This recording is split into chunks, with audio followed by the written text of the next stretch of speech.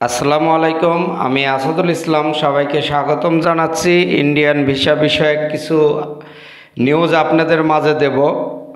আজকের বিষয়টি আপনারা জানেন, সম্প্রতি যে থাইল্যান্ডে বাংলাদেশের প্রধান উপদেষ্টা ডক্টর মোহাম্মদ ইউনূস এবং ভারতের প্রধানমন্ত্রী নরেন্দ্র মোদীর সঙ্গে একটি দ্বিপাক্ষিক বৈঠক হয়েছিল সাইডলাইন।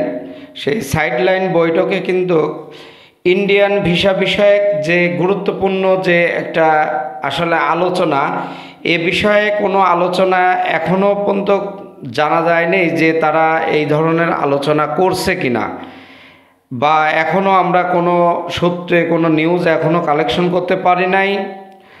তবে আশা করা যায় যে কূটনীতিক পর্যায়ে এবং পররাষ্ট্র পর্যায়ে দুই দেশের আর একটা সামনের দিনগুলোতে একটা মিটিং আছে, সেই মিটিংয়ে তারা একটা আলোচনা সাপেক্ষে হয়তোবা কোনো ডিসিশন আসতে পারে এবং আমরা ওই অপেক্ষায় আছি। এখন দেখা যাক কি হয়। অবশ্যই পরবর্তী কোনো আপডেট নিউজ আসার সঙ্গে সঙ্গে জানিয়ে দেবো। আসসালামু আলাইকুম।